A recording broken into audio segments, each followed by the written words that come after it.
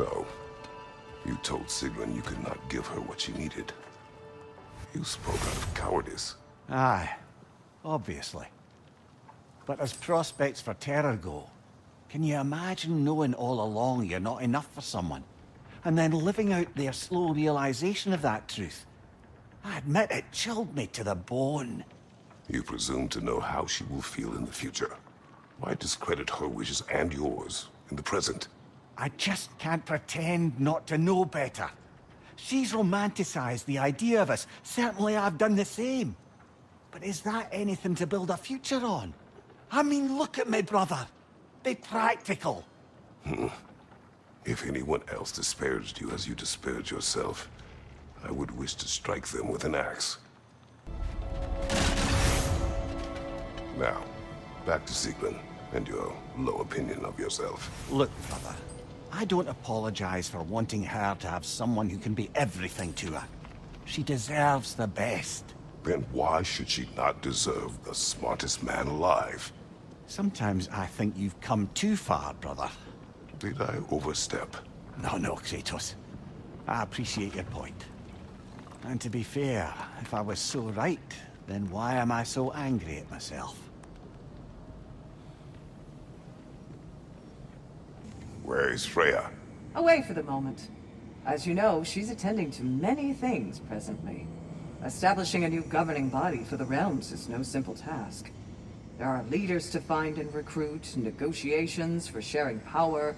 I'm sure she'd prefer to be here, but you'll have to make do with the three of us for now. I'm sure we're in excellent hands.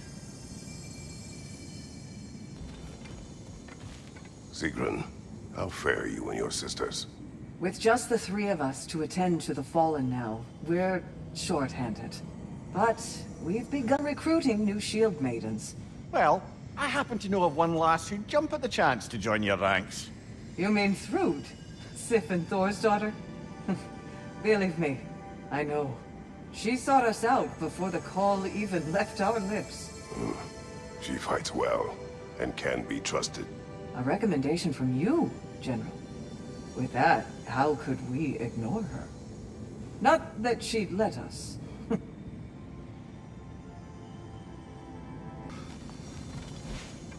I must admit, Sigrun, Valhalla isn't exactly what I imagined. You're experiencing only a very small part of it. One that's independent and unconnected from the rest of Valhalla. Elsewhere, there are larger neighborhoods where the dead reside. Socializing, playing games, drinking, fighting. But one must earn the right to join their fallen comrades. New arrivals run a gauntlet. A personalized, self-contained version of what you're doing. It's meant to help the dead process the lives they lived.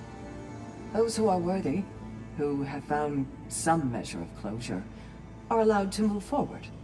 Those who are unable to resolve their lives are forever trapped in their personal Valhalla. Some just prefer to keep fighting here. Sigrun, dear, as Kratos and I have been off the beaten path, so to speak, I'm curious as to the state of the realms. Well, since my sisters and I returned to our old Valkyrie duties, the souls of the damned no longer find the gates of Helheim closed to them. So... No more Hellwalkers spilling into the other realms? Grand! I can't say no Hellwalkers are left in the realms, but there are fewer. Grasvelger seemed pleased. Or at least I think that's what her expression meant. Milady, how is Alfheim these days? Does the peace hold? It's tenuous, but holding. Endless war tends to breed quite a bit of mistrust. Thankfully, the elves, Bela and Vigvir, are in positions of influence, due to their association with Freyr and involvement in Ragnarok. It's the best chance at lasting peace the realm has ever had. What about the findings in the Consul's journal? Have they shared it with the rest of the elves? Not yet, but give them time.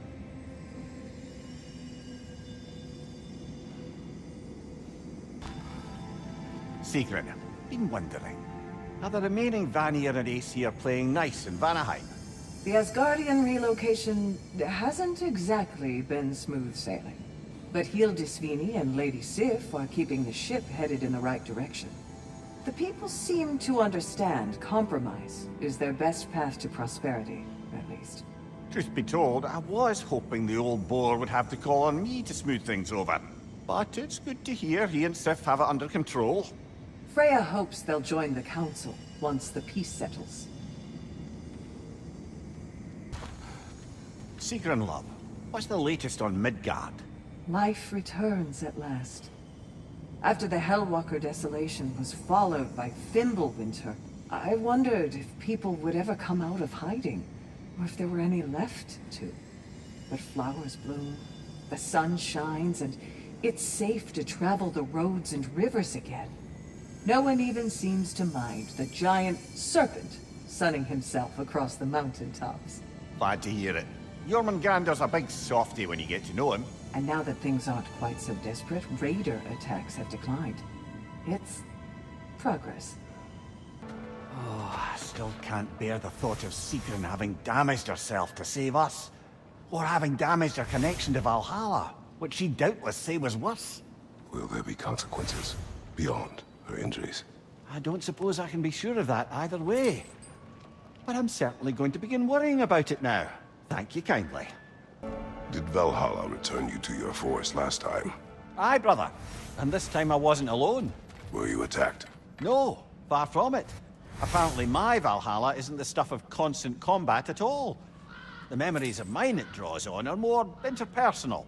To wit, I found myself reliving old times with my former crew of fairy folk.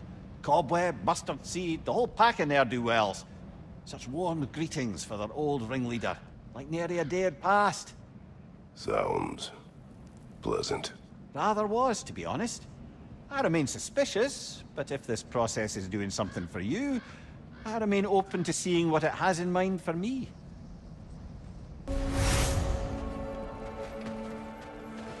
The more that Valhalla makes me revisit my misadventures with Oberon, the more like a dream it all seems. Which is ironic. Back then in my youth, I could hardly bear to sleep. Then, with time, I came to value a proper night's rest. In captivity, it was nearly the only escape I knew. And then the need to sleep went away completely. And I don't miss the time lost, but damn it, brother, I do miss dreaming. The mind comes to terms with itself in ways only possible with your waking judgment out of the way. Our hidden desires, our anxieties, like a Bifrost window to what's going on in your soul. And Valhalla does the same. Aye. And I don't think I realized how much I needed it. Before you ask, yes, I was back in my old forest again. And this time I encountered my former boss, King Oberon. Rather eye-opening, actually. I used to be a true believer for him. Would have done anything he asked. But now I see through all that charisma and feigned wisdom down to the small, hypocritical tyrant I know him to be. Wait till I tell you what he put me up to regarding a particular magical flower. You wish to tell a story of your first master? Aye. Seems to be the very story Valhalla has me reliving, in fact. Oberon fancied himself a romantic, you see. Always claimed that love was more important to him than anything. One time, he led his entire entourage on a journey to attend the wedding of some duke or other, near your old neck of the woods. The groom, this lordly prick, had conquered a warrior queen and was marrying her as part of terms for peace. And this somehow was so romantic to Oberon that he dragged us across the sea to pay respects. Never mind, he was quarreling with his own queen the entire way! Well, I'll have more of that one, to be sure.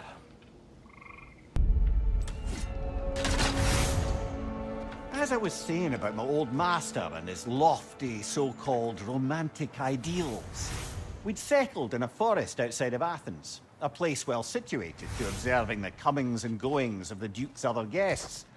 There we observed the romantic complications of some local youths, and Oberon gets it into his head to intervene.